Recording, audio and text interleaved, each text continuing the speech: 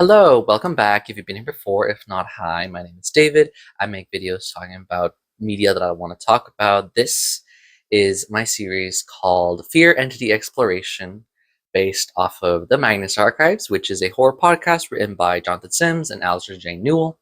This series is going to be looking at every single entity in the Magnus Archives, exploring how they're implemented within the show. I will be analyzing 3 different episodes that I've chosen, talking about why these episodes are great showcases of that specific dread power, along with covering other elements, such as why I like the episode so much and what it does well. I've chosen these episodes based on how they, 1, impact the overall story, 2, how they portray their respective entity, and 3, based on my own personal experience, if I like them or not. I know that memorable, self-contained statements/episodes and important plot statements/episodes will be my main focus, as those are the most interesting, but there will be some wild cards here and there. I also chose these episodes based on, 4, how I ranked episodes of the Magnus Archives, using some overly complicated math that I didn't really need to, so check out my ranking videos to be familiarized with my opinions. Heavy spoilers for the entirety of the Magnus Archives, as I will be discussing these episodes with the full knowledge of 200 episodes. You have been warned. Enjoy. Not spiders, though. No, they belong to the web. Which is spiders and control, your will not being your own. Yeah, being manipulated or puppeted. The worry you're caught in a trap you can't see. The fear of spiders, of 8 eyes and 8 legs. Large, hairy spiders dripping with venom in their pincers. Small, tiny spiders scurrying over your skin. Slick, silky, ivory threads enveloping everything. Arachnophobia. And the fear of being controlled, of losing your bodily autonomy, of being manipulated by others, their minds imposing their will on yours, of being a puppet and a pawn in someone else's plans. The web is special. Not only is it an instinctive repulsion against arachnids, it's also the fear of other people. Hell is other people, no? This special combination creates a very distinct blend of fear, emblematic by threads connecting us to one another. This imposition of your will is like an intrusion into oneself, and the same feeling happens when you find a spider in your home. Both types of fear, one of near disgust, one of helplessness, go hand in hand with each other. Fear diminishes with more knowledge, and that has helped me, at least, lessen my fear of spiders.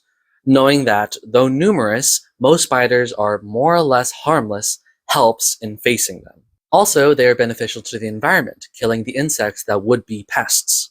To me, it's the unpredictability that I'm jumpy about. Yes, I can see a spider in my house and know how to deal with it, but when I approach it with a cup and a paper, how will it react? And being controlled. I'm not sure if I've ever felt that fear, but I feel the paranoia of it, which I think is the next best thing, or the next worst thing, depending on how you see it. Trying to see if someone has ulterior motives, trying to speak without being vulnerable, trying to spot the lies. I have felt the sudden drop of fear and shame when I know I've been manipulated into doing something. I know I fear being influenced. You are not immune to propaganda. And this is something to note. 2 different types of fear have been united under a common aesthetic, which is not that present in the other fears. Sure, there are dread powers with different types of distinct fears. The corruption unites insects and filth, and the desolation unites pain and fire. But many people would easily associate bugs and dirt as well as pain and fire. Check out my desolation video to know more about that. Most people would not easily connect arachnophobia with manipulation. The web in the Magnus Archives is very interesting. It holds a special part in both the plot and the creation of the show, which other fears do not have that distinction. All the fears created by Johnny Sims, the writer, have a function within the plot. However, the web has a larger story-building function. Here, we differentiate between affecting the plot and affecting the overarching story. Because the web creates the main antagonist of the show, Annabelle Kane, Johnny Sims, the writer, had to make the web different than the other fears. It is notably the only dread power with actual plans. In 200 Last Words, John says, "The minds that feared grew suspicious of their own schemes, of connections and consequences, and over time these suspicions became threads, then webs, then nerves that granted to the spider, the mother of puppets, the hidden machination, a mind of its own, to plot and plan and draw its own connections, its own conclusions." The web is distinct in the pool of fears because it's integral to the conception and continuation of the show.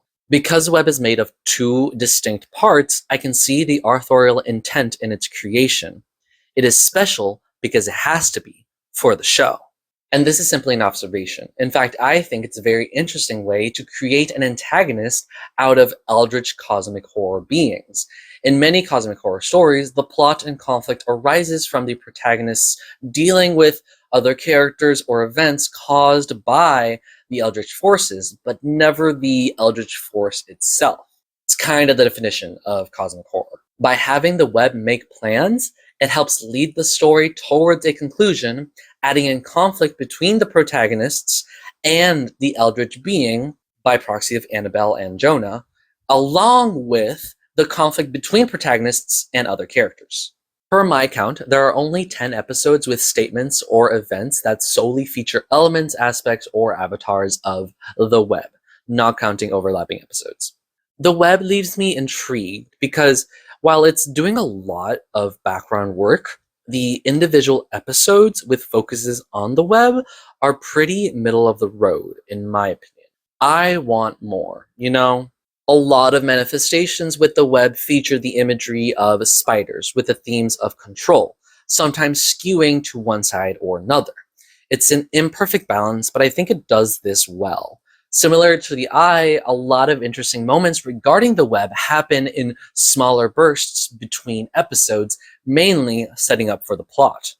Unlike the eye, the individual episodes are more interesting, maybe a bit less varied aesthetically, but still holding up more than some episodes of the eye.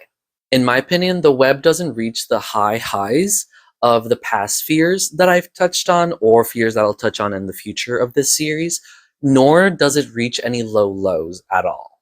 If anything, it feels like the web is held back by its prominence in the plot and story. The web has no ritual attempted.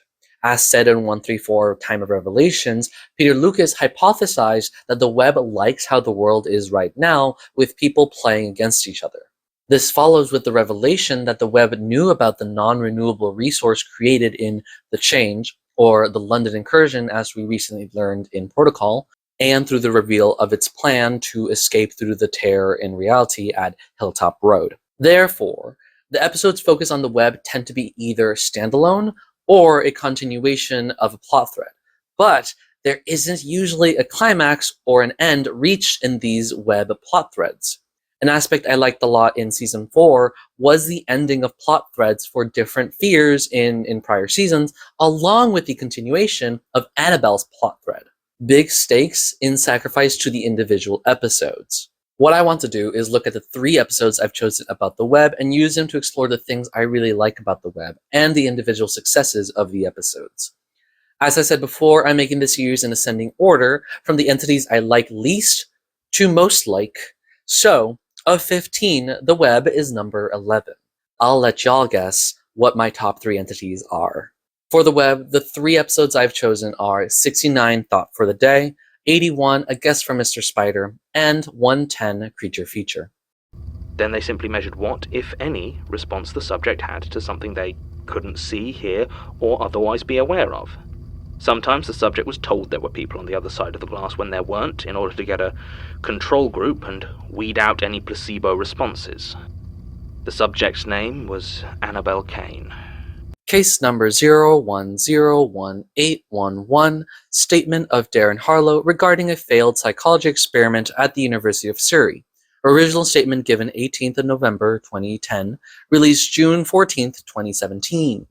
Brief summary of this episode. John begins recording as Martin delivers tea, and they converse about Sasha and Tim, with Martin urging John to mend his relationship with Tim. John begins reading Darren's statement about working as a janitor in the University of Surrey. He contemplates in retrospect the signs that led to the horrifying events and of talking about horror movies with his wife. A professor in the university, Dr. Elizabeth Bates, begins a study that he immediately pegs as ESP research, with arachnophobes made to focus on Annabelle Cain while they are shown images of spiders to stimulate their fear, hoping to incite an effect on her. Annabelle tells Dr. Bates about nightmares she's been having about spiders, but soon the reaction they observe from Annabelle shifts away from fear in ways they're not predicted. Darren works later one night and finds that the lights of the department are on when they should be done for the day. Inside, he finds the 19 projectors left, creating 2 circles, holding each other's hands and spinning in slow circles, with Annabelle watching through the window. The projectors break the window, and Annabelle crawls through, body contorting weirdly, and looks at Darren, making his own hands begin to move without him wanting to, threatening to choke himself. A graduate student, Mark, slams Annabelle against the broken window, leaving a large gash in her head. Darren escapes, and the incident is swept under the rug by the university. John discusses their investigation, noting the police reports and uneventful follow-up with Mark and Annabelle's disappearance.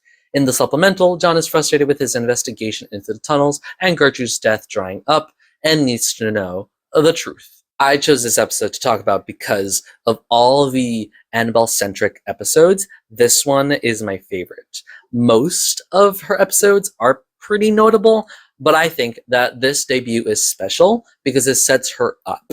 Also, it informs a lot of what happens later with Annabelle.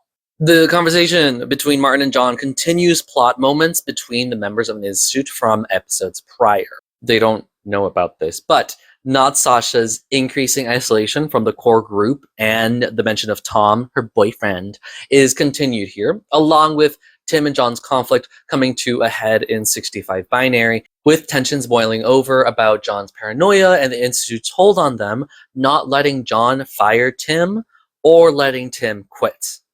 In this episode, Tim and John have reached some sort of uneasy peace with focusing on work. You can't work together like this, and John responds, ironically, I think working is all Tim and I can do together. Martin tries to push for reconciliation, but John dismisses him, and before he leaves, he tells John that Tim is right, which I believe is referencing how John's reaction to events is not helping the inter-coworker relationships in the Magnus Institute. And to the statement itself. There's a moment where John begins reading and has to collect himself before he continues, which is a really great moment of vulnerability. As with most statements, Darren gives an overall tone setting for the statement, and I like how it focuses on horror movies, talking about how it felt like a sci-fi movie in retrospect, but not in the moment. He contemplates this retrospective framing of the past events. We create the world in a lot of ways. I suppose it shouldn't be surprising that when we're not being careful, we can change it. A surprisingly apt way to describe not only the events of the university, but also the world itself, with the dread powers being our human fear.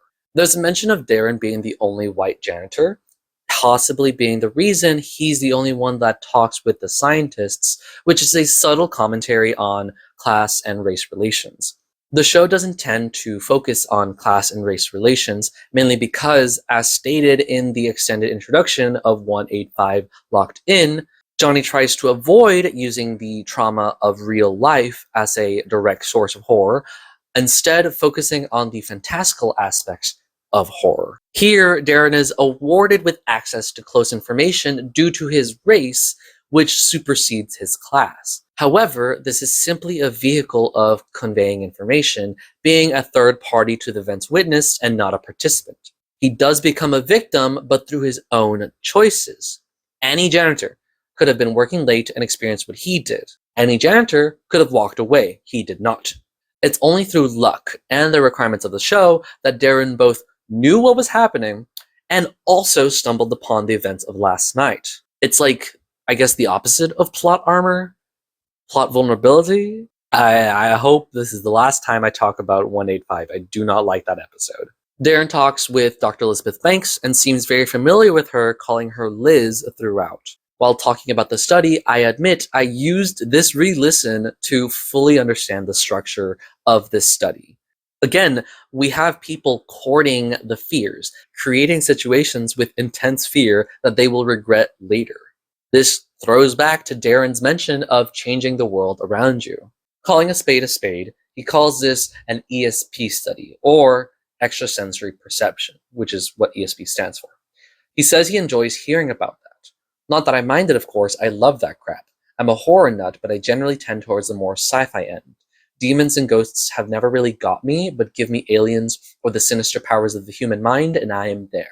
There are minute sci-fi elements in this show, and this is a really great way to frame these events, seeing it more as a science fiction / horror thing than something supernatural. So, in this study, 20 projectors were chosen who were arachnophobes.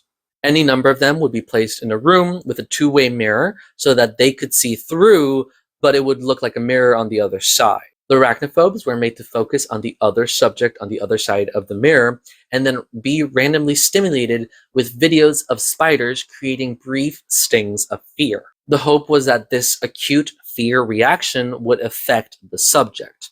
They used fear because it was easier to measure. They wanted to see if they could use ESP to scare her. Darren isn't present for the actual tests, but conversations with Liz tell him of their results, mainly that they were actually detecting signs of distress within Annabelle, as if she was actually afraid. Annabelle even reports starting to have nightmares.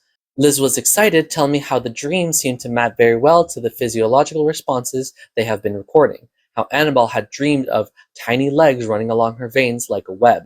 And it stated that Annabelle had no information about the spiders, which meant that the ESP was working.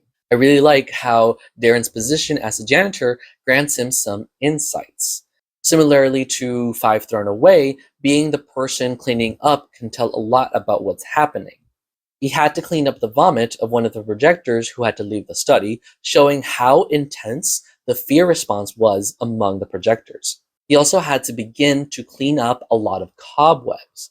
Cobwebs here begin to be a specific indicator. Prior cobwebs have been present, notably in 35 Old Passages with a web-focused tunnel containing a pile of paper covered in cobwebs, and in 59 Recluse with Robert Sinclair seeing many cobwebs as he's going to descend into Hilltop Road. Interestingly, we have a mention in 67 Burning Desire of a spiderweb in Jack Barnabas' apartment that is burned away by the presence of Agnes Montague, which is a subtle nod to the web and Desolation's opposing forces. Darren sees more and more cobwebs, but not the spiders themselves. I never got a good look at the spiders behind them. Unlike most of the ones I've seen sitting fat and proud in the center of their web, the most I ever saw of these would be a quick scuttle of dark legs disappearing into a hole in the plaster or behind a wall installation. Cobwebs, from here on out, become an indicator of the web's presence. In 130 Meet, John finds Gertrude's tape covered in cobwebs, almost hand-delivered to him a message from the web. As I noted in the last video for the eye, check that out, in 193 A Stern Look, a cobweb forms in the corner of James Wright's office to indicate that Elias is the right host to take over. In 67 Curiosity, cobwebs appear in Emma Harvey's hair, revealing her descent into web avatarship. And on to Annabelle Kane herself. She is described as such. She dressed like a vintage clothing store exploded on her, and her short bleach blonde hair stood out sharply against dark skin, an interesting and superfluous detail at first glance. Even with her future appearances, her attire isn't necessarily focused on, so I like how firmly it's established here what she looks like. Dr. Bates tells Darren that the responses from Annabelle grew in intensity with increasing amount of projectors, but eventually it plateaued. Then they noticed something different. They were still getting noticeable responses, but they weren't like the ones they had gotten before. They didn't appear to be fear. After that, Darren notices Annabelle leaving the mirror room. She was walking strangely, like her trousers didn't fit right. She kept bending her knees at kind of odd angles, holding herself with this stiffness. Her arm was extended, and she ran her hand along the wall as she went, moving her fingers rapidly so it scuttled like a spider with its legs missing. I am not entirely sure what this means. There's allusions to being a puppet, walking strangely, knees at odd angles, stiffness, her hands running along the walls, does have spider imagery, obviously. It's stated. It's likely that a physical transformation is occurring to her, connecting to her trousers not fitting, but it still feels like something else to me, and I'm not sure what it is. This adds to the unknowability of the fears, this strange and uncanny shift in Annabelle's behavior. It wasn't until I fully understood the study did I fully understand how Annabelle became an avatar. The projectors focus on Annabelle while being scared by spiders. Eventually, it's entirely possible that they associate Annabelle with this fear of spiders. Thus, though not through her own volition, Annabelle causes intense fear of spiders. They were Pavloved into fearing her, connecting her to spiders. This is even shown by the change in response with her no longer showing fear, implied to be either euphoria or enjoyment or something along those lines. Annabelle gaining power and pleasure from scaring others. This is a really interesting way to become an avatar. Then there's a Thursday night that Darren stumbles upon something.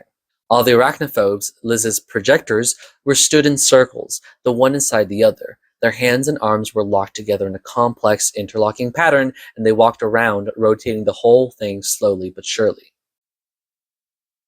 I have no idea what they're doing. This feels unknowable. This feels occult. This feels terrifying. Especially because we never learn why they were doing that. But the interlocking pattern, the circling around, feels akin to web spinning, manipulating each other. There will be no direct answer. Perhaps it was simply Annabelle exercising her power, making these people do this just because she could. A graduate student, Mark, is standing separate, apart from this group, in a trance like the other people. Liz isn't there. When Darren opens the door, he sees the circle, and they immediately stop, step to the window, and bash their heads in to break it, allowing Annabelle to pass through. Again, a sign that she is controlling them. No one with free will would bash their heads through a window, let alone all together at the same time. When she crawls through, she's described with multiple eyes and contorted unnaturally, as well as having grown taller. So, all before, the aesthetics and imagery of spiders is shown, and now the themes of control come front and center. Annabelle controls the projectors, and when she looks at Darren, he's forced against his will as well. The mechanism she does this is interesting, because it melds with the imagery of the spiders. It was like 100 tiny scurrying legs inside my skull, moving and scampering through my mind, as if those imagined spiders were controlling his brain. His hands crawl up his body, admittedly an obvious reference to spiders, but a really cool, horrifying detail, and he begins to choke himself, controlled by Annabelle. However, Mark, all the way in the corner, is able to break free of his trance, probably as a consequence of Annabelle not fully being able to control her powers, like it's new to her, and she turns her focus away from Mark towards Darren. This moment of weakness allows Mark to tackle her. When she falls, the projectors fall, Darren conveying the imagery of puppets with noting how they fell like their strings were cut. Darren's hands return to his control as well. I believe this was Annabelle's apotheosis, or at least an important part of it. Her head is smashed open, which would effectively kill anybody. And Darren sees the side of her skull had been caved in, and beneath the wet mess of blood and bone, I saw a mass of dull white cobwebs. Darren flees then, and only hears about the sweeping under the rug, with a mention that Annabelle beat Mark half to death before fleeing herself, suggesting that she got up from that break in her head. The university threatens Darren's job to silence him about everything, and when he's interrogated by police about the events, he wears a long-necked shirt to cover up his strangulation marks of his own hands. A great detail to drill in the reality of the events for Darren, to show how truly real everything was for him, so he can't write it off as a hallucination. I also enjoy how this statement ends. As far as I know, Annabelle Kane is still out there. I'm keeping my distance from anything even remotely spider-related, though. I somehow managed to live through one horror movie. I have no intention of going looking for another. The Annabelle Kane is still out there feels very classic horror story ending, alluding to further danger, and a great way to scare the audience. You hear the same sentence at the end of, like, Fireside horror stories to scare the kids. And the return to horror movies and how he can no longer watch them is a great connection to other web themes, which we'll touch on in a little bit. John's further investigations enhance the statement's horrors.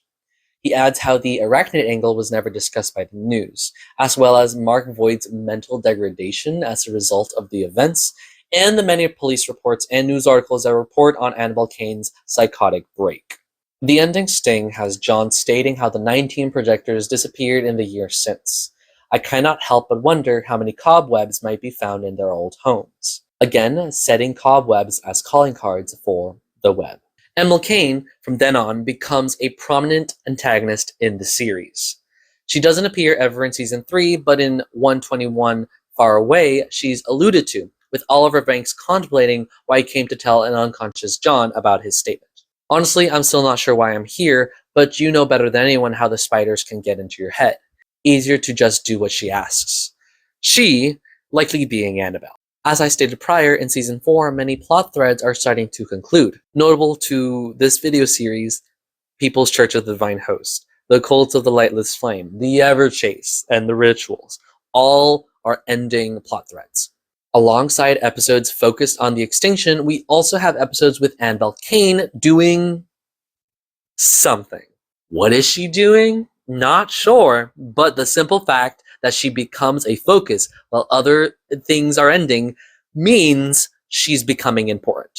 In 36, The Puppeteer, John notes how this is the second statement where she appears peripheral to the Institute, having sent Alison Kilala to deliver Neil Lagorio's original cuts to the Institute for some unspecified reason. Her first appearance to the Institute being in 123 Web Development, with Annabelle setting up the Chillish Ray website. This leads us to a larger thread, which I'm not sure if John realizes, with Carlos Vitri being named in the website, implying that the events of 16 Arachnophobia were caused by the Chillish Ray website.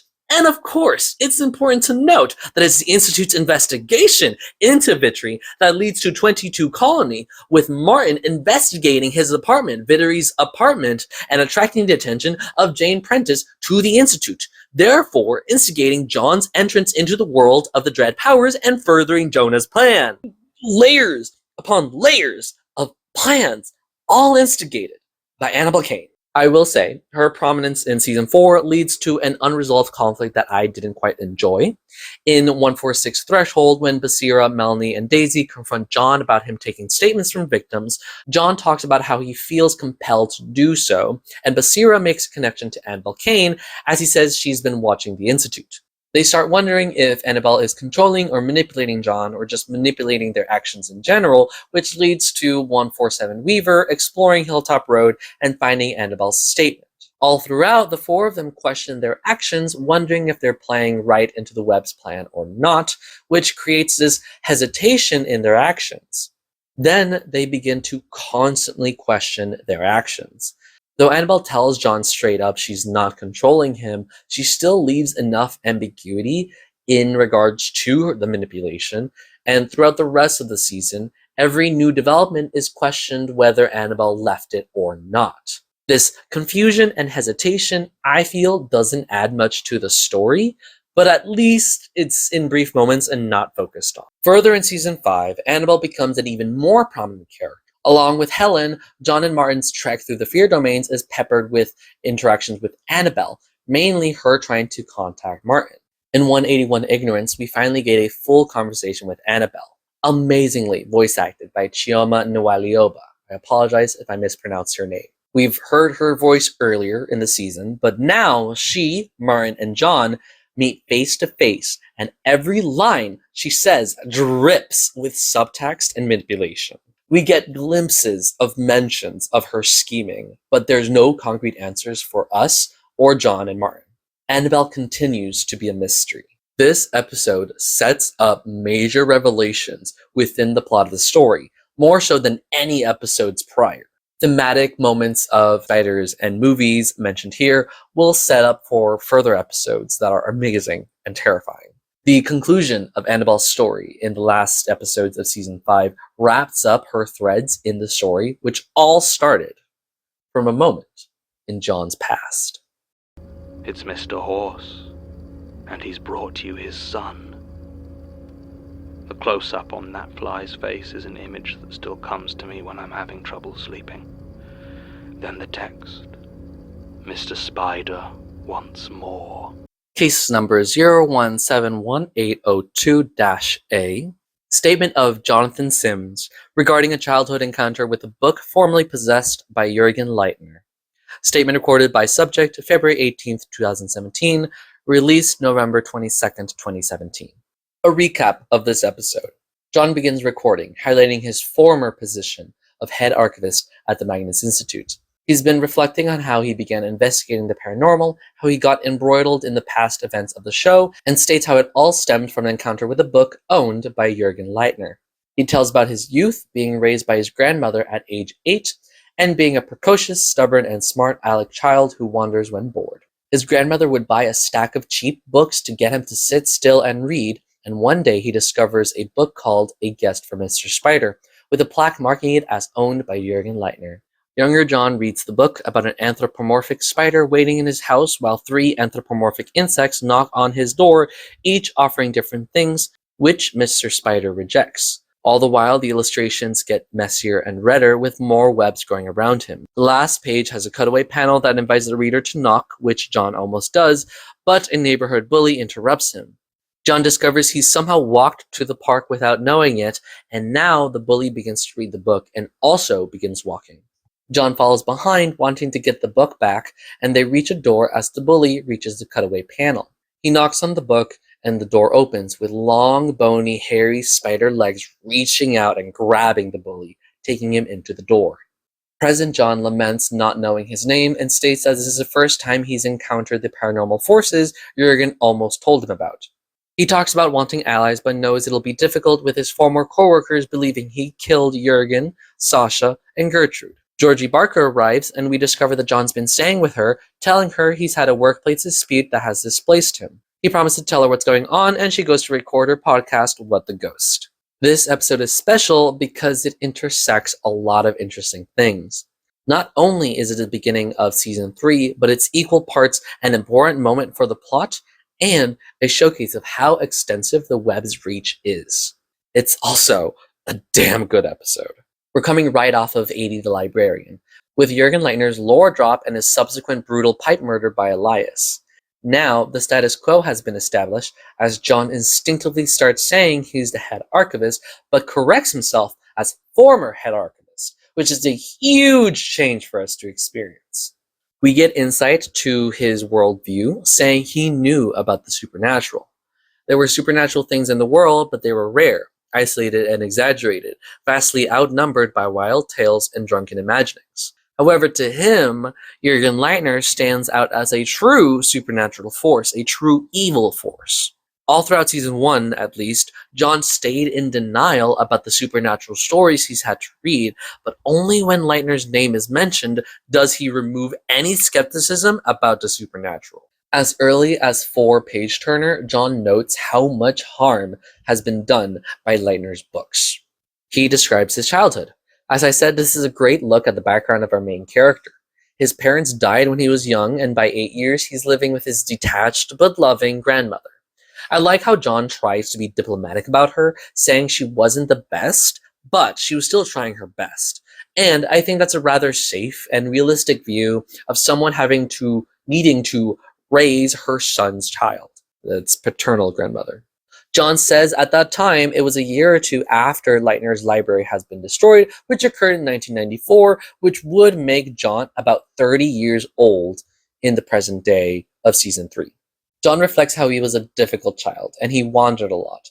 But his grandmother learned that if he was reading, he wouldn't wander.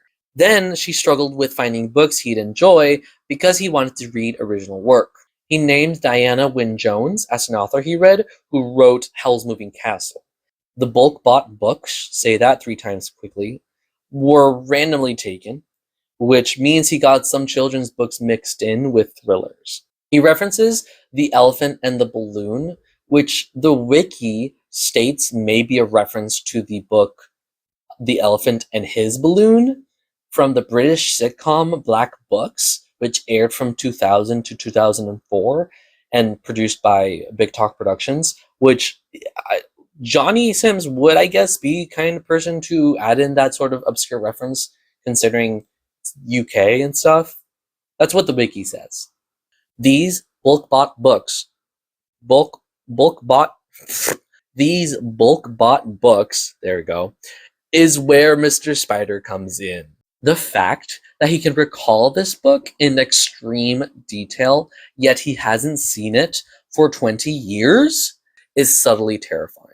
I think all of the Lightners described in the past have been scary, such as in 46 Literary Heights with Ex Altiora, and in 17 The Bone Turner's Tale with the eponymous The Bone Turner's Tale. But never has a Lightner been told to us in such exquisite detail.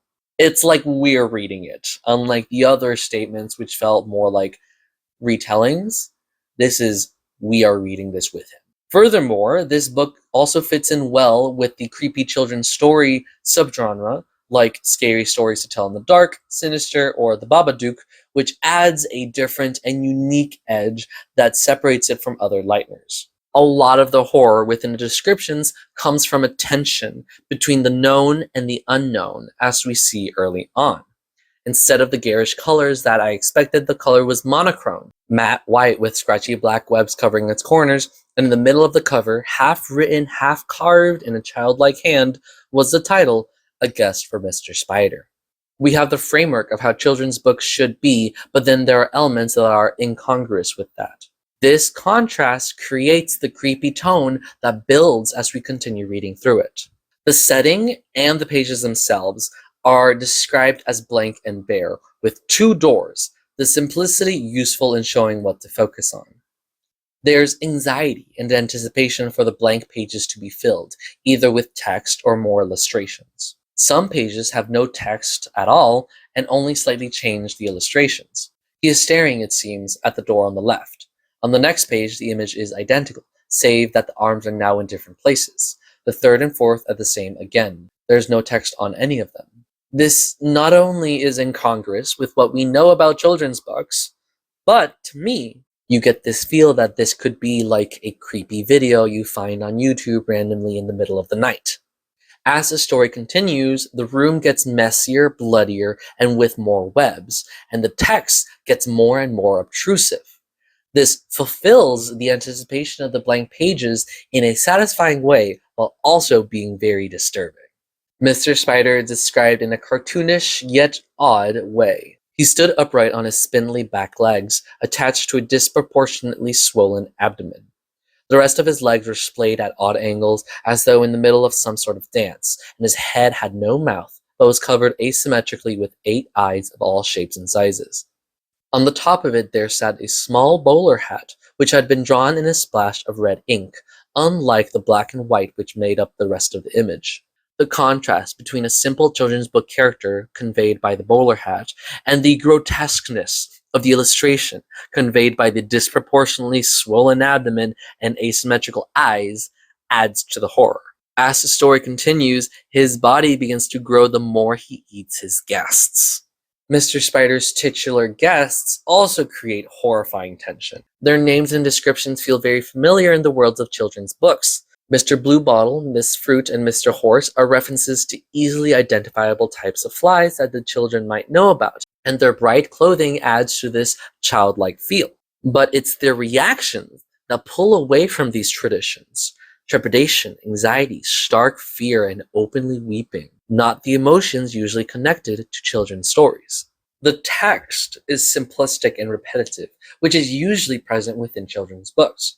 Repetition and patterns are also a great tool in horror, usually used by breaking a pattern for a specific effect or continuing the pattern for an implication. I've already talked about the pattern used in 107 Third Degree, and another great use of pattern in Magnus Archives is in 5 Thrown Away, with the repetition of weird objects appearing in the trash, causing anticipation for the next bag, and ends with the reveal of the teeth. Within the book, a pattern begins to emerge.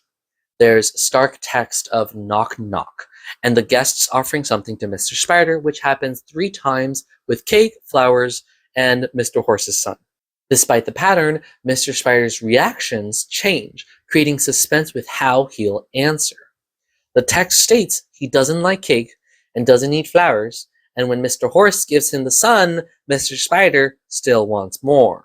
All of those elements work in tandem to create an immaculate vibe and an intended effect. When the book zooms into that door and says Mr. Spider wants another guest for dinner, it's polite to knock. We know exactly what will happen if John knocks on it. The pattern and the repetition does this. He lifts his fist to knock, compelled by the book. But then he's interrupted by his bully.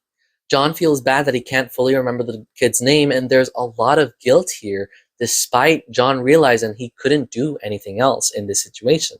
John feels bad that he can't remember the kid's name, and there's a lot of guilt here, despite John recognizing that he couldn't have done anything different. There's also a small joke where John throws out the name Michael, because there's many Michaels that have appeared in the show. A great joke. When the bully interrupts John, he finds himself in a park. He walked all this way without meaning to, and the bully begins to read the book, and thus becomes compelled himself. His hand shook ever so slightly as he slowly made his way through it, and his legs began to move. It was jerky and unsteady, and he didn't seem to notice that he was doing it. This also comes back to Annabelle's jerky movements like a puppet, and John going to knock and him walking without meaning to. The repetition pays off when the bully walks to a door. He places the book on the wood, knocking on the cutaway, which opens the door. John sees the strings that pulled his bully to the door. Against that darkness, I could see the thin gray strands wrap around the limbs of my former bully, and then from inside stretched two impossibly long limbs, bony and covered in coarse black hair. Mr. Spider grabs the bully and pulls him inside. We know exactly what happens to him in that room. The horror is not only in the taking of the bully, but in the realization of what could have happened to John.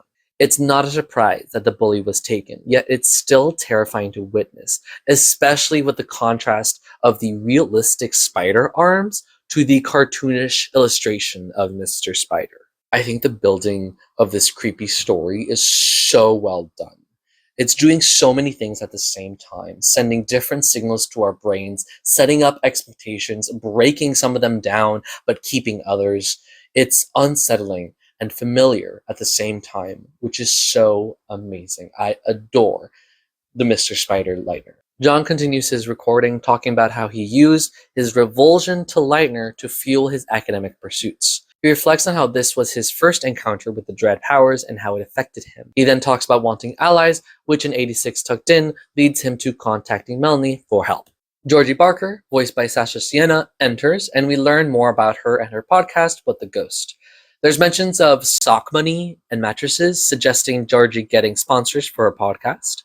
The extra episodes of What the Ghost are really fun because they show Georgie being fed up with the scripted ads that they give her. She also sells shirts, which John wears one of them, not having any of his clothing. He thanks her for letting him stay with her, and she's happy that he keeps her cat, the Admiral, company. She's also suspicious as to the nature of John's employment dispute, as he put it, and he brushes off her worry, which will eventually lead to their discussion in 93 Contaminant, where he reveals more of his situation. The episode ends here, and establishing John being on the run for the police, which we'll see in 82 The Eyewitnesses. Daisy suspects John of killing the old man that they can't identify, and also suspects he had a hand in Sasha's disappearance. However, this episode, for a first listen through, is secretly more important. Sure, it fleshes out more of John's backstory, reveals his motivations, and sets off Season 3. But this is also when John gets marked by the web. John's relationship to the web is very interesting, one-sided, and incredibly important. This is where Annabelle Kane returns to our conversation. I've already stated how she manipulated John to get introduced into the Dread Powers world, but it also leads him to being marked by the corruption. In 38 Lost and Found, a small spider is sacrificed to lead John to discover the worms in the walls, setting off Jane Prentice's attack earlier than she anticipated. The small spider was probably also sent to prevent a full power attack that might have outright killed John, which the web doesn't want. But it goes further than that. Back to 197 Connected, Annabelle reveals how long the web's plan has been in place. We found the one we believed most likely to bring about their manifestation.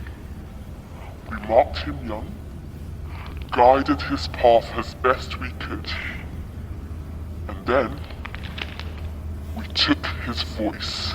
No. His and those he walked with.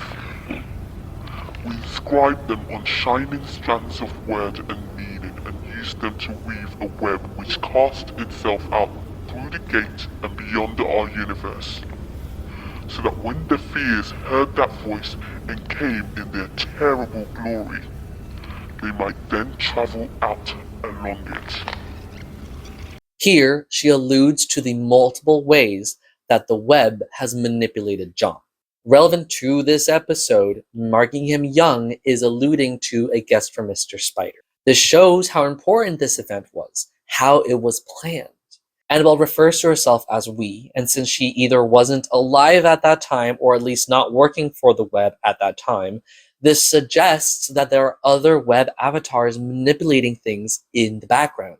People entirely invisible to us and the tapes, and thus creepier still. Annabelle also alludes to the other ways that the web has manipulated John: the Zippo lighter and the tapes. The lack of control from addiction is a tool used by the web to manipulate people, as seen in 56 Children of the Night, with the Spider-Woman trying to use Trevor's heroin addiction to get him to go away, and in 172 Strung Out, with Francis's alcohol addiction as a proxy of control. In 56 Old Passages, Breakin and Hope make a delivery to John, technically to Martin, John, which in 36 Taken Ill is revealed to be the Zippo lighter and the web table. The web table was likely an attempt to get John marked by the stranger, but the Zippo lighter is less obvious.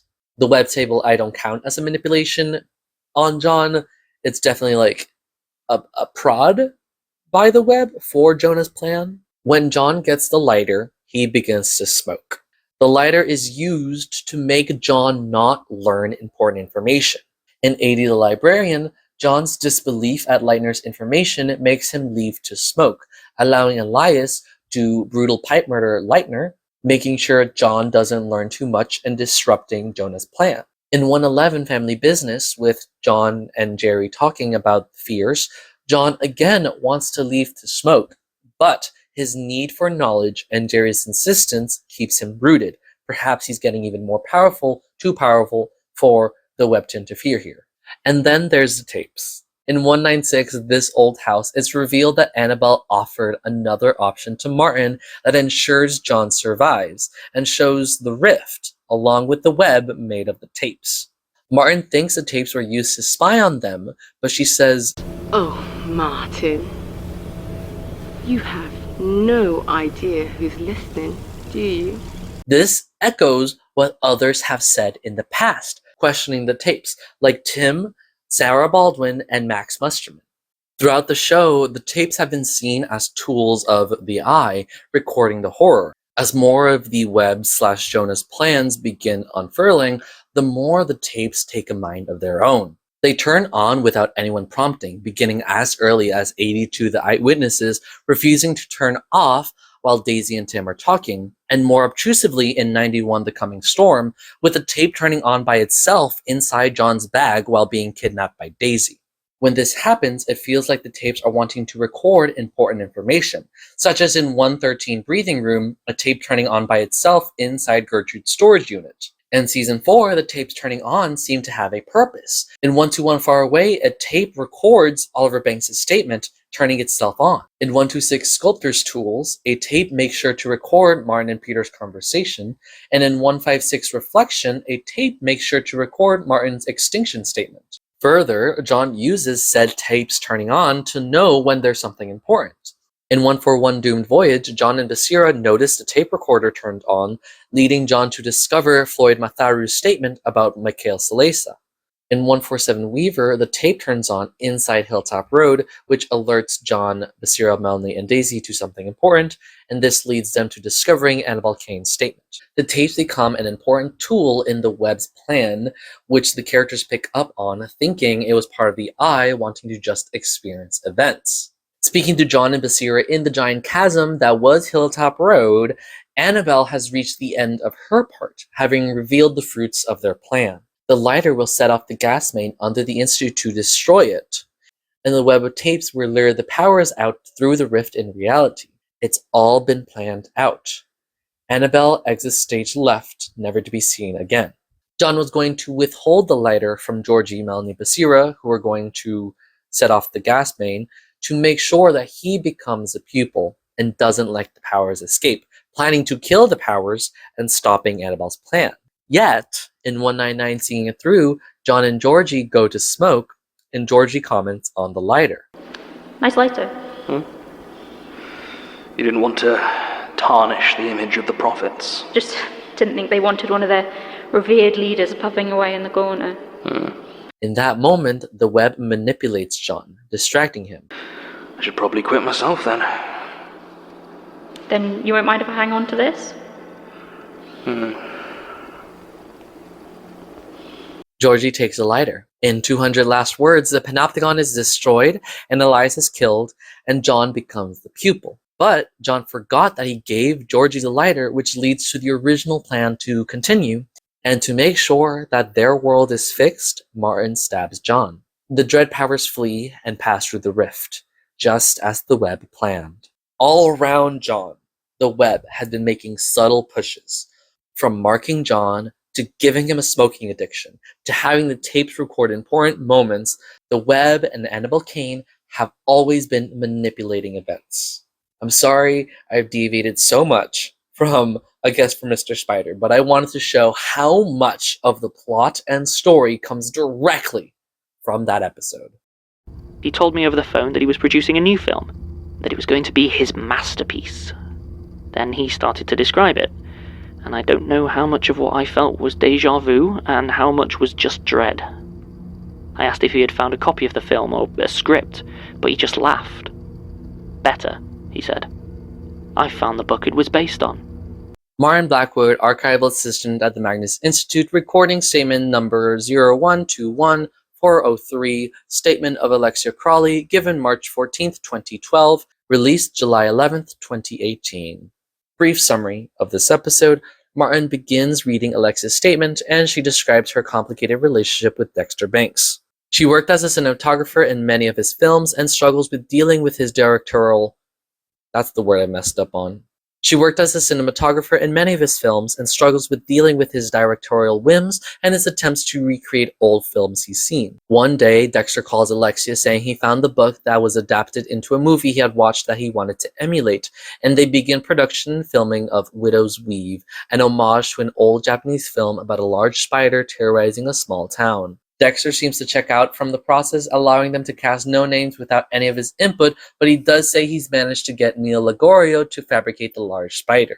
As production continues, rumors start spreading when no crew is able to go into Lagorio's workshop and no one has been seen coming in or out, and Dexter frequently isolates himself.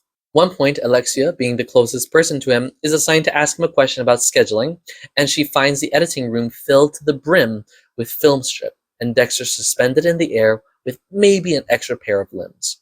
Finally, Dexter allows the cast to see Lagorio's work first, while the crew waits for their turn. A crew member sees the news of Neil Lagorio's death and how he's been bedridden for many years, and they send Alexia to talk to Dexter.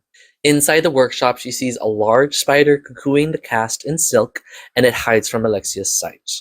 She talks about her complicated relationship with Dexter again, and says how she burned the book he'd found. Martin finishes his statement with recounting the publicly known disappearance of Dexter Banks and 100 actors.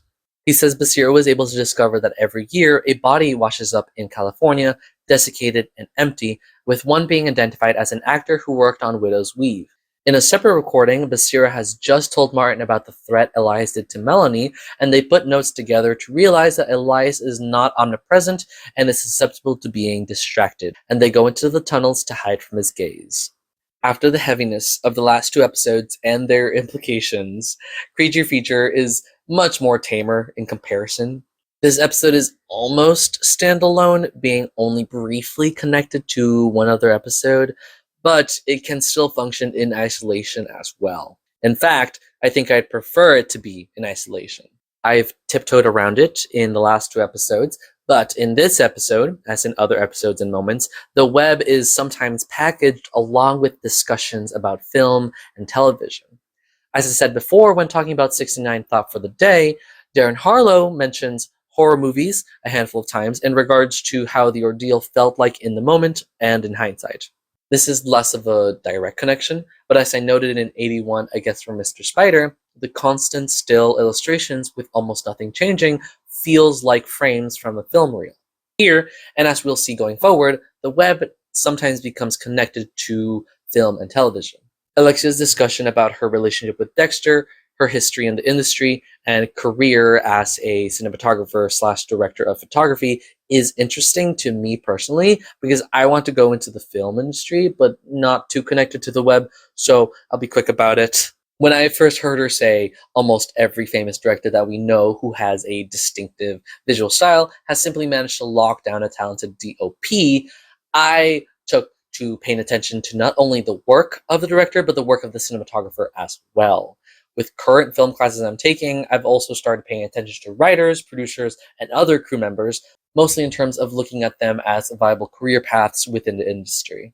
Alexia names Red Ronin as her first feature working as the director of photography for Dexter. She says she quickly learned that Dexter had a passion for older films and film history, but nothing much else. His primary drive was to attempt to recreate scenes his own way, which my film history class says that many filmmakers would ask themselves, how do I do this but different, in regards to something that inspires them. Dexter's view, however, seems to be more selfish, pulling from obscure films rather than popular ones, and this feels less authentic than what my film history class talked about. Taking scenes and music that he loved from old, obscure corners of cinema and then constructing whatever patchwork narrative would allow him to shoot his own version of them. She talks about the inspiration for Red Ronin being a Japanese film from the 70s called Blade of the Avenger, which, as far as I can tell, is also a made-up movie. Once again, the Magnus Archives likes to insert itself into history, saying that Red Ronin was nominated for an Oscar, which category is unknown, but lost to The English Patient, a 1996 epic romantic war drama film directed by Anthony Minghella and starring Ralph Fiennes of The Menu fame and Juliette Binoche. This is the first time I've heard about her. Now, in the 69th Academy Awards, The English Patient swept the Oscars with being nominated 12 times and winning 9 awards. It lost 4 times. Like, hello? Of those 9 wins, I think that Alexia would note if she was nominated for cinematography, and focusing on categories Dexter would have been nominated for are director, film editing, and best picture. I'm inclined to say that Dexter lost director, maybe best picture if I want to be generous, but who really knows? Of note, the other best pictures were Fargo, Jerry Maguire, Secrets and Lies, and Shine. There's also a brief and somewhat sad discussion about Alexia's career prior and after Dexter. She worked at the BBC for 5 years before moving to presumably Hollywood for her career and has 30 years of experience. After working on Red Ronin, she was outed as trans, and that unfortunately reduced her opportunities in the industry, and she had to stick with Dexter Banks. Dexter and Alexia's next films were Hell's Company and Leroy Slate, and she states how much their partnership was mostly out of necessity. I still have no idea how intentional it was on his part, but he was definitely aware that it was my work that elevated his films above simple homage. His periodic bouts of petty jealousy and snide bitterness had made that abundantly clear. 5 years and 3 movies in, it was clear that we needed each other almost as much as we hated each other. In Dexter's pursuit of recreating past films, he fixates on an old Japanese film called Kumo ga Tabeturi. He thought it translated to The Spiders That Devour, but a Japanese friend once told me it was actually closer to just Spiders Are Eating.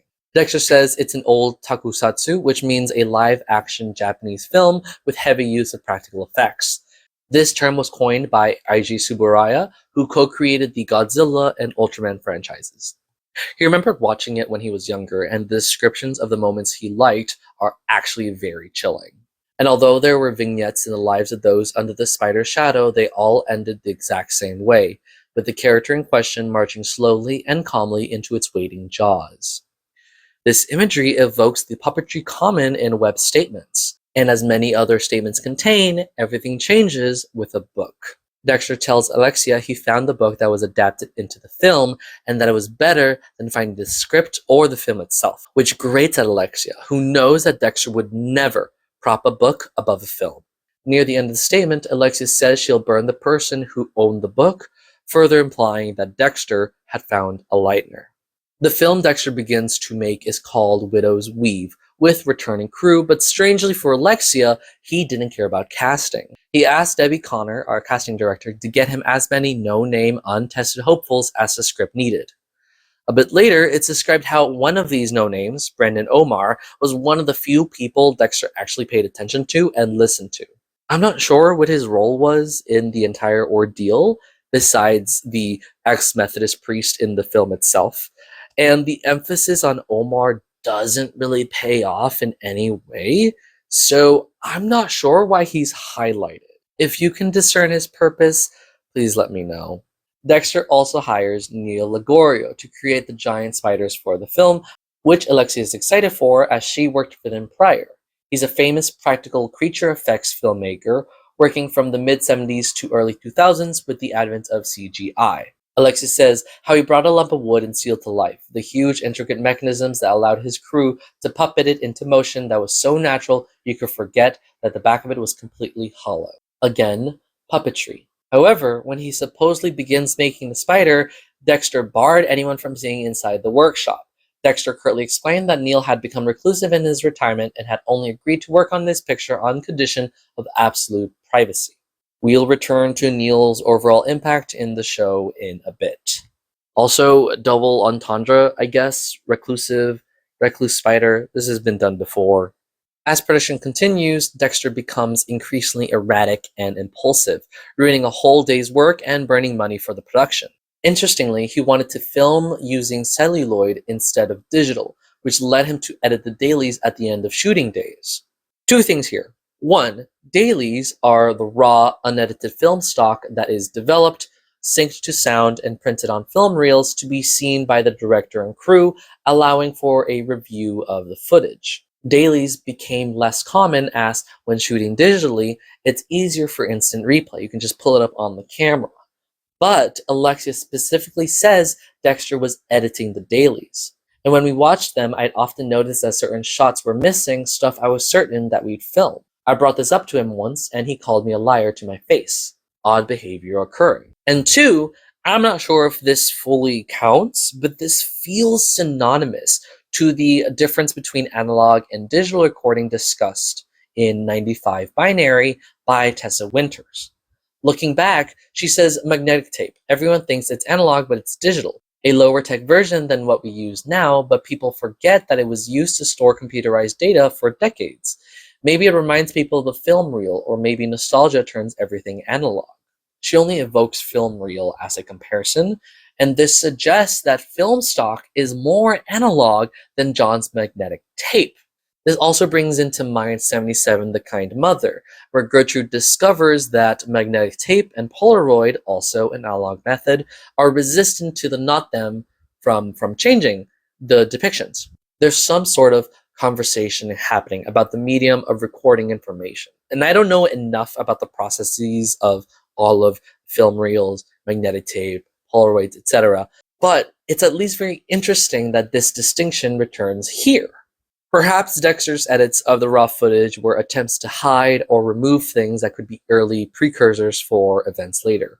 There was a frenzied, nervous energy to his instructions, and if I didn't know any better, I might have even said that he wasn't just afraid that the shots might not work, he was afraid of the idea, suggesting that there was something nagging at Dexter when he was directing, perhaps as a consequence of his lightener. He was also not getting enough sleep, a frequent used trope to show how troubled someone is. When Dexter is busy with editing dailies, which we know is not standard with the industry, he doesn't want to be interrupted. Alexia has to go get his okay to fix his schedule, and when she opens the door, the editing room is filled with film strips, up and down, one side to the other, wrapping around and through each other. Dexter appears the moment Alexia touches one, bringing to mind how a spider's web alerts spiders to movement. Alexia sees that Dexter is suspended a few inches in the air by the film strips, and that he has an extra pair of arms. which she convinces herself to not have seen. Throughout the production, rumors start circulating about Neil Ligorio. No one had met him on set or spotted him or his team entering or leaving the workshop where the spider was supposedly being constructed. No one has heard the sound of work being done in there, and the rumor was that Dexter had finally lost it and the workshop was empty. There's now added mystery to what this means, what could happen because of all this. The erratic nature and illogical actions of Dexter works to increase the tension of Alexia's statement. The anticipation of seeing Neil Ligorio's huge spider after so much mystery behind it is also increasing tension. Both would, in any genre, make the story feel intense and suspenseful, and Dexter's spider-like moments adds to this unease. It all comes to a head when Dexter finally announces the reveal of the spider, Kumo, and only allows his cast of 100 to see the monster first. In contrast to before, Dexter now focuses on the cast, despite not caring about their hiring. This is also when the news of Neil Ligorio's death is announced. This may have saved Alexia and the rest of the crew's lives, as the sudden reveal that Ligorio has had Parkinson's for the last decade and has been bedridden in Connecticut, the other side of the country, for his last year of life, makes them question Dexter. We knew then that, whatever was going on inside that building, it was not Neil Ligorio debuting a new animatronic creation. This is a great revelation, slowly building on what's been presented prior and the unknown of what's in the workshop. When Alexia enters, she sees a huge spider surrounded by cocoons that wriggle around. The fangs that drip their poison onto Dexter Banks implies it either holds Dexter or Dexter stands underneath it. But either way, he gets a starring position next to the spider. And mind you, Alexia never says spider. But using its limbs, its many eyes, and the webs all around it, it's enough to know. And it scurries away, hiding in the darkness and taking the web and the cocoons with it. Terrifying stuff. Considering it's a lightener that Dexter used, it can be surmised enough that it summoned this huge spider, or perhaps started growing it in the workshop, which is why Dexter didn't want anyone to go into the workshop. Maybe Dexter was feeding it the film strips he's edited out. Obviously, Dexter also changes with the lightener, but to what extent we can't really know, similarly to Annabelle's physical transformation. And Dexter's want for, quote, as many new actors hired sounds to me like his plan was to get a bunch of no-names to kill, perhaps trying to avoid attention. But the sheer size of it is also noteworthy and horrifying. 100 people disappeared. Martin notes in the statement notes that Basira was able to procure LAPD records that haven't been released in public, which she doesn't share how she did so, following in the tradition of Magnus Institute workers using different means to acquire info, like Tim most egregiously and Sasha breaking laws and hacking into systems. They find that apparently, over the last 5 years, every February a corpse is found washed up on Redondo Beach. It'll be a shriveled husk with all the moisture and internal organs apparently removed. One of the corpses was identified as Chadwick Fraser, one of the actors who went missing in 2012 that had last worked on Widow's Weave. The other corpses are stated to be unidentifiable. It's every February, and Alexia gives this statement in March, and she said it was cold in LA, implying winter, so February seems to be the end or the beginning of the cycle. This information to me implies that Dexter Banks and or the large spider has kept all 100 actors trapped somewhere, and picks one of them every 12 months to drain their life, like spiders do to insects and vampires do to humans. It implies that only 5 people have died, including Fraser, and the rest of them are still trapped, perhaps being kept as a constant repository of arachnophobia. Great stuff! The shriveled husk, the drained moisture, and the drained organs implies that the larger spider is eating the actors like an insect. However, this imagery also returns whenever people are seen filled with spiders instead, such as in 123 Web Development and the person filled with spiders and nothing else, and in 196 This Old House with Annabelle telling Martin, It's a real shame, you know. I was so looking forward to filling you with spiders. Excuse me? They would have hollowed you out and warn you like a cheery jumper. In those moments, the emptiness of the vessel can be explained through the consumption of very small spiders and not the big spider, but who knows? Maybe Dexter's spider is another medium to hollow out people and then later fill them with baby spiders. From Dexter's spider, Annabelle's building of the Chilicery website, and 59 Recluse showing that Raymond Fielding feeds the apple filled with baby spiders to his victims, a lot of the horror in web episodes is this horrible idea of your body being taken over by spiders, a manifestation of being controlled turned terrifyingly real. Back to the episode. In a different recording, Martin reacts to Basira telling him about Elias threatening Melanie in 106 A Matter of Perspective, and they figure out that Elias can only watch them one at a time. And if he's distracted, such as when he was threatening Melanie, he doesn't notice anything else. They begin to hatch a plan to get him arrested. Now, Neil Ligorio does come back in 136 The Puppeteer. He's puppeted by Alison Kalala, and eventually learns to puppet himself, and Annabelle Kane arrives. They greet each other with joy, and then Neil dies. In Creature Feature, Neil is simply set up in the world, especially with the quote Alexia had said about Neil, but he truly had no hand in the events of Dexter Banks' ascension. It was simply the Lightner, not Neil Ligorio's influence. Thus, Creature Feature feels unconnected from a larger plot, as Neil's own story is separate from this one. In the end, this episode is another Martin statement, sort of filling in space between John's plot-focused episodes, while still slowly moving along the Institute employees' stories, mainly focused on recognizing and reacting to Elias's increasing antagonism. Also, I didn't write this down, so it's a little unstructured. Martin reading out statements is really fun. Alexander J. Newell does a really great job of reading his statements, and they're not as amazingly read out as, like, Gertrude Sue Sims being read out, but Martin adds a little something else to the statements, you know? Especially in season 3, when most of the statements he reads are not that connected, are pretty standalone, he still adds something to that. It makes him feel a little bit more elevated, in my opinion. Eventually, the climax of season 3 inches closer, the unknowing, and Creature Feature is a great stepping stone forward, especially with the episode that comes right after, which is a full lore drop for this show. Final comments.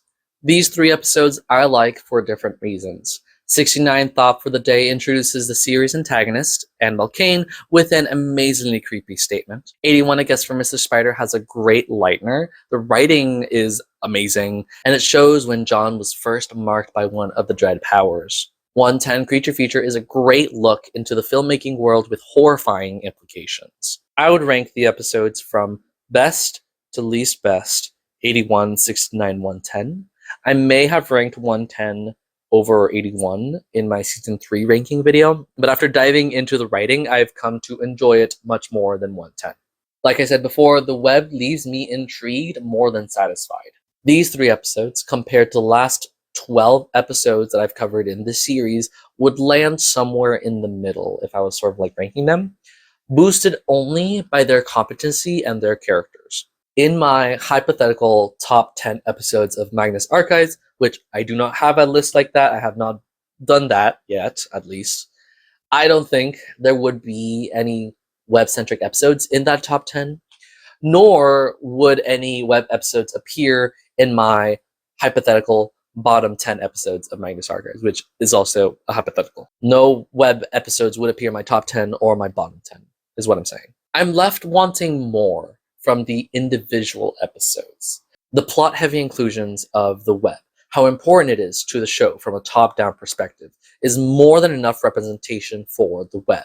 It's very similar to The Eye, which is also very plot-specific, but still has some more well-written, horrifying moments. Individual episodes themselves are just fine. Like I said, in 69 Thought for the Day, 110 Creature Feature, and 136 The Puppeteer, we start to see the web connected to film and TV. Dexter's own web was made of film reels, and in 197 Connected, Annabelle states how she wanted to do something with TV. A TV show reaching out into the homes of millions, giving the most vulnerable ones a subtle nudge towards terror. Probably something for children. It never went anywhere, of course. These things rarely do. However, past these episodes and choice moments in between, most theatrical, movie-related, or TV-related statements are not web-based. I would like to see more of this angle of the web. Also, the lack of a ritual does somewhat detract from my own enjoyment of the web, but only mildly. We could argue that the Magnus Archive ritual, which begins the London incursion, is the web's ritual, but a specific entity-focused ritual like what we've seen from other fears, it's not. However, as I've said before, because of much of what the web does is to set up the apocalypse and then escape from it, having a separate, somewhat unconnected, web-focused ritual would be, in my opinion, unnecessary. I really like the rituals for the other fears, but I'm fine with the web not having one. Although it would be really cool to try to figure out what kind of ritual the web would do. Probably something with TV, definitely something with like baby spiders. Overall, I do enjoy the web for what it does, and above all, for Annabelle Cain. I've already shown how she's an amazing antagonist, and her presence within the show is undeniable.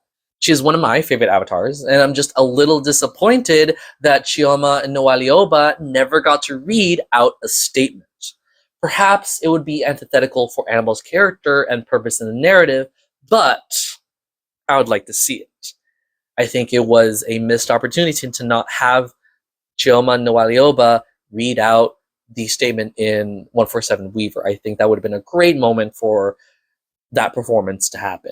Like I said, might not be exactly what the character is about. Its aesthetics and themes dealing with addiction, control, and spiders are very specific, but there's enough flexibility within the web to have some really cool variation in its manifestations. We're transitioning into more and more positively viewed fear entities, and my only problem about the web is that I want more, and that it could have been pushed more. But Annabelle is already nearly perfect, and the plot of the Magnus Archives is amazing. So, like I said before, big stakes in place of small moments. Of the other episodes focused on the web, 197 Connected is an amazing lore drop and denouement to Annabelle and her plans, and since her ending is left ambiguous, this is how Annabelle Cain can still win in Protocol. But there was a lot discussed in that episode that was less web horror and more just web lore, so I just relegated to mentioning it in peripheral to the 3 episodes. 123 Web Development was just edged out by the top 3 with a great tech-based urban legend horror with the Chalistre website and the horrible implications with the victims. 172 Strung Out has an interesting format and further drives the addiction theme with chilling details of Francis's suffering. But Season 5 episodes are not very fun for me, and also it's a standalone episode, and kind of liked the other standalone episode of Creature Feature a lot more. 136 The Puppeteer has some simple, quieter scares, and it's a slow burn, but the conclusion and implications aren't that big for me. Like, why did Annabelle make Alison Kalala go to the Institute with Neil Ligorio's uncut tapes? Like, the only thing I can think of is get them thinking about Annabelle Cain. 147 Weaver I treated unkindly in my Season 4 ranking, and with hindsight, it's better than I remember with Annabelle's constant double meanings, but it would have been higher, like I said, if Annabelle was the person to tell her story, and is brought down by the more vague than ambiguous loom spider. Don't quite know what it means when it says that at some point a large spider stops becoming just spider. What? 59 Recluse is muddled by Agnes Montague's appearance and messes up a lot of timeline questions that I don't care about these timeline questions, but a lot of people do, and a lot of people like pointing it out. So, But I do like the interplay between the web and Desolation here. There's more interplay between them in other episodes. 16 Arachnophobia is fine. It's creepy enough, but it's too simple for me. Ooh, a ghost spider. Okay. Obviously, these are mine own opinions, so I would love to hear what you think about the web. Let me know why you like the web, which episodes are great showcases for the fear for you, and other ways the web could be used in terrifying ways. Perhaps also, hey, let me know what your idea for a web ritual is. Please like, comment, and subscribe, and share with your friends if you liked what you saw here. I'd love to hear some feedback from y'all about my videos and my channel and how I can improve for the future. Don't forget to be passionate, and I'll see you later.